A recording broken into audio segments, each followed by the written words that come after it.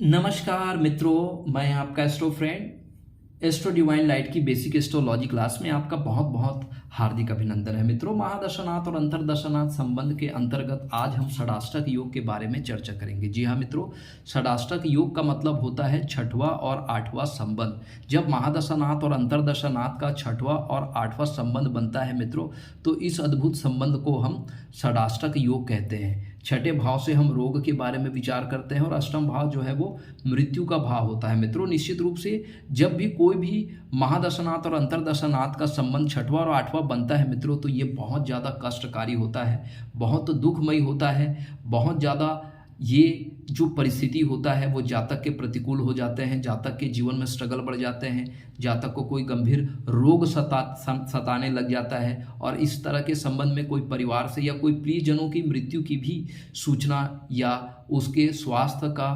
खराब होने की सूचना भी मिलती है मित्रों। और षडाष्टक योग जो होते हैं वो स्वयं जातक का स्वास्थ्य भी क्या हो जाता है, खराब हो जाता है मित्रों। तो इस तरह की दशा को आप पहचानिए मित्रों। यदि आपकी कुंडली में महादशानाथ और अंतरदशानाथ एक दूसरे से छठवें आठवें यदि विराजित है कुंडली में, तो यकीन मानिए मित्रों, ये जो समय है वो काफ़ी कठिन होता है। जैसे हम कोई भी कार्य को शुरुआत करते हैं मित्रों, उस कार्य में हमको कार्य की शुरुआत होते ही हमें बहुत ज़्यादा बाधाओं का सामना करना पड़ता है, हमारी मेहनत बढ़ जाती है और जिस काम को हम पढ़ते हैं, अगर जातक विद्यार्थी है तो जातक को उनके परिश्रम का पूरा फल प्राप्त नहीं होता। परिश्रम तो करते हैं लेकिन परीक्षा में उसका मनोवांछित परिणाम नहीं मिलता। जी हाँ मित्रों, तो हम जो भी कार्य करते हैं, जितना हम मेहनत करते हैं, उस मेहनत के अकॉर्डिंग हमको रिजल्ट नहीं मिलता। कभी कभी लोग शिकायत करते हैं कि गुरुजी हम बहुत ज़्यादा पैसा कमाते हैं लेकिन हमारा पैसा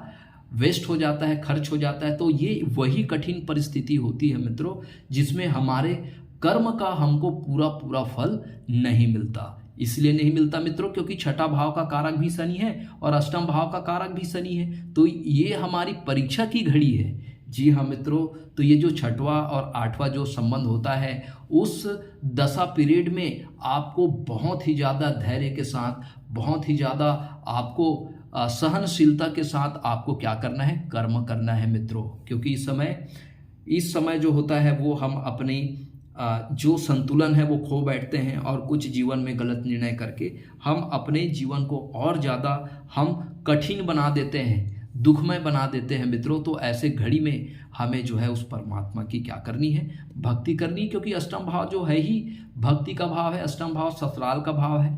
तो ये कहीं ना कहीं ससुराल के दुख को भी इंडिकेट करता है। कभी कभी कोई बहू हो सकती है, कोई बेटी हो सकती है, ससुराल जाने के बाद उनको समस्या का सामना करना पड़े, ससुराल वाले दहेज प्रताड़ना के रूप में या कोई घरेलू हिंसा के रूप में उनके साथ हो सकता है कोई दुर्व्यवहार हो।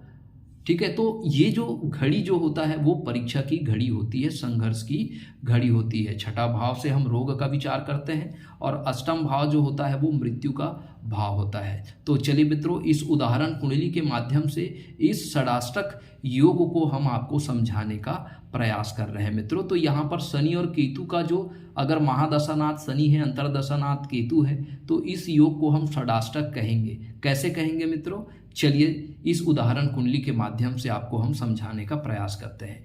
यदि आपकी भी कुंडली मित्रों, आप भी अपना कुंडली जरूर आप निकाल के रखिए और उसमें षडाष्टक योग कहीं आपको भी तो दशा नहीं लगी है, महादशा और अंतरदशानाथ कहीं षडाष्टक योग में तो नहीं है, तो ये आप जरूर देखिए मित्रों। तो चलिए मित्रों, हम सबसे पहले शनि के पास चलते हैं। शनि से केतु और केतु से शनि। चलिए मित्रों, केतु से शनि हम काउंट करते हैं 1 2 3 4 5 6। जी हाँ मित्रों, केतु से शनि जो है वो छठवें नंबर में बैठा है। छठवां भाव रोग का भाव होता है। जी हाँ मित्रों, अब हम शनि से केतु तक काउंट करते हैं मित्रों 1 2 3 4 5 6 7 8। जी हाँ मित्रों, तो यहाँ पर शनि से अष्टम में केतु बैठा हुआ है और केतु से छठे में शनि बैठा है। अर्थात मैं केतु से यदि छठे की मैं बात करूं तो ये हमारा रोग का भाव है। ये अल्पकालिक रोग होते हैं जो मामूली उपचार करने से ये रोग क्या हो जाते हैं, ठीक हो जाते हैं। लेकिन मैं शनि से अगर केतु तक काउंट करूं तो तो ये गंभीर रोग होता है मित्रों। अष्टम भाव से हम गंभीर रोग के बारे में विचार करते हैं। अष्टम भाव से हमारा नौकरी में उतार चढ़ाव या नौकरी में बाधा या नौकरी का छूट जाना, तो ये जो दशा होता है मित्रों, अगर जातक का कोई अच्छा काम चल रहा है, कोई अच्छा व्यवसाय चल रहा है, तो वो व्यवसाय में अनेक उतार चढ़ाव जातक को देखने को मिलता है। हो सकता है जातक के व्यवसाय भी ठप हो जाए, जातक का व्यवसाय जो है वो समाप्त हो जाए या उसको बंद करना पड़े। तो ये जो दशा होती है उसमें जातक अपना व्यवसाय बार बार परिवर्तन करता है, जातक अपने नौकरी को बार बार बदलता है, जिसकी वजह से जातक के लाइफ में जो है वो इनस्टेबिलिटी जो है वो बनी होती है। जातक स्टेबल नहीं होता, जातक का मन जो है वो अस्थिर हो जाता है, चाहे वो रोग के रूप में हो, चाहे वो कोई ऑब्स्टिकल हो, कोई बाधा हो, कोई गुप्त शत्रु बाधा हो। जातक अगर कोई सरकारी कर्मचारी है तो उनके जो कलीग्स के द्वारा जो है उन पर कोई आरोप या षड्यंत्र लग सकते हैं, जातक के अपमान हो सकते हैं, जातक को चोट चपेट दुर्घटना या एक्सीडेंट हो सकता है। तो ऐसे समय में जातक को वाहन चलाने में भी विशेष रूप से क्या करना पड़ेगा, सावधानी करना पड़ेगा मित्रों। तो यकीन मानिए ये षडाष्टक योग बहुत ज़्यादा मुश्किल भरा होता है मित्रों।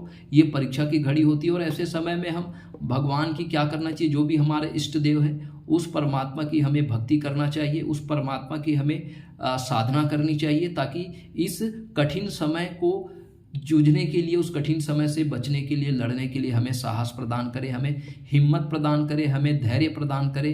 तो इस कारण से यहाँ अष्टम भाव में शनि को क्या कहा गया है, कारक बताया गया है, क्योंकि शनि क्या करता है, शनि हमें साधना देता है, शनि हमें हमारे कर्मों पर वो ब्रेक लगाता है। हम अपने कर्मों को एनालिसिस करते हैं कि हमारा जो कर्म है वो सही वे में जा रहा है कि गलत वे में जा रहा है। यदि हम गलत वे में जा रहे हैं तो शनि जो है वो हमें क्या करते हैं, हमें जो है हमें रोकते हैं गलत काम करने से। इसलिए इस समय हमको अपने बुद्धि और विवेक से समझना होगा कि क्या सही है और क्या गलत है। तो हमें उस परमात्मा के रास्ते हमको जा कर के कर्म करना है, हमें सत्य धर्म और न्याय के मार्ग में चलकर हमें कर्म करना है, ताकि हमारा कोई शत्रु पैदा ना हो, कोई हमें रोग ना सताए। और जब हमें कोई रोग नहीं होगा, जब हमारे जीवन में कोई शत्रु नहीं होगा और जब हम साधना करेंगे, जब हमारा कर्म अच्छा होगा, तो शनि हमें आयु का क्या देंगे, वरदान देंगे। यदि हम सत्य धर्म न्याय, यदि हम अपने कर्मों को पूरी निष्ठा और ईमानदारी से करेंगे तो शनि हमको शुभ फल देगा, शनि हमको रोग से बचाएगा, शनि जो है हमारे शत्रुओं को वो समाप्त कर देगा, हमसे दूर कर देगा और हमें वो साधना प्रदान करेगा। और उस साधना से हमें क्या मिलेगा, ज्ञान प्राप्त होगा और उस ज्ञान की मदद से हम क्या करेंगे, अपना कल्याण करेंगे। जी हाँ मित्रों, तो इस तरह से ये जो घड़ी होती है वो परीक्षा की घड़ी होती है, हमें दुख मिलता है, हमारे मनोविकार हमारे अश्रु के रूप में वो निकल जाते हैं, हमारा मन पवित्र हो जाता है और हम उस परमात्मा के बहुत ज़्यादा डिवाइन हो जाते हैं। वो परमात्मा की ब्लेसिंग्स जो है वो हमारे ऊपर होना शुरू हो जाती है और निश्चित रूप से हमें एक अनुभव रूपी ज्ञान जो है वो क्या होता है, प्राप्त होता है। जब भी हमारी परीक्षा होती है मित्रों, जब भी हमारे जीवन में कोई विपरीत परिस्थिति आती है, वो विपरीत परिस्थिति हमें कोई न कोई नया ज्ञान, नया अनुभव सिखा के जाती है, जिससे हमारा व्यक्तित्व का क्या होता है, विकास होता है। तो इस तरह मित्रों हम ये छठे और आठवें संबंध के बारे में आपको हमने बताने का प्रयास किया। यदि यह प्रयास हमारा आपको पसंद आता है मित्रों, तो हमारे चैनल को लाइक करिए, शेयर करिए, सब्सक्राइब करिए मित्रों, और बेल आइकन घंटी जरूर दबाइए मित्रों, ताकि जब भी हम वीडियो अपलोड करें, अपलोड करते ही सबसे पहले आपके मोबाइल पे हमारा वीडियो आए मित्रों। आपने बड़े धैर्य और शांति से हमारा सेशन को आपने सुना, आप बहुत साधुवाद के पात्र हैं मित्रों। परमात्मा आपको आनंद प्रदान करे, आपको दीर्घायु प्रदान करे, आपको बुरी बलाओं से बचाए मित्रों।